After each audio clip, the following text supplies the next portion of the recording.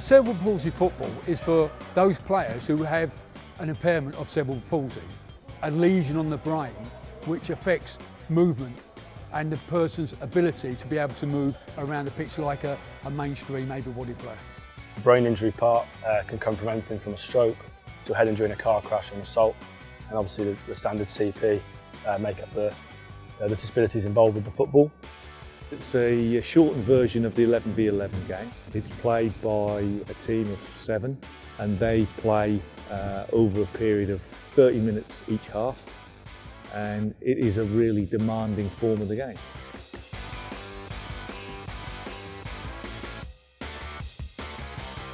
Players in cerebral palsy football are categorised into 4 main groups: 5, 6, 7 and 8. 5s are the most impaired and 8s are the least impaired, and at any time you need to have a minimum of 1 5 on the pitch and 1 8 on the pitch. With a player that's classified as a 5, quite often they're affected in both of their legs, and quite often we've got our goalkeeper as a 5 because again they're more restricted with their mobility and therefore it makes sense for them to be a goalkeeper. Class 6s are affected in 2 arms and 2 legs. Class 7s are your classic hemi presentations, so they're affected in 1 arm and 1 leg down one side, and the majority of the players that you've got on the team are Class 7. Class 8 are the least impaired, so they'll have mild involvement in normally all 4 of their limbs. Cerebral palsy players will suffer from nerve damage, coordination, balance, agility, the same sort of thing. To say they can try control the ball on their left hand leg. If they've got cerebral palsy in it, they might not be able to turn out on it too quickly. They might just play it up on their other side.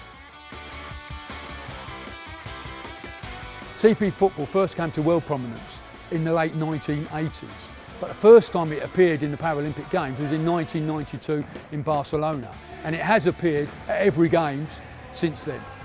I think the important thing is now that we raise awareness of cerebral palsy football. We've got lads that have come into this group that were playing mainstream, and it's opened up new worlds for them.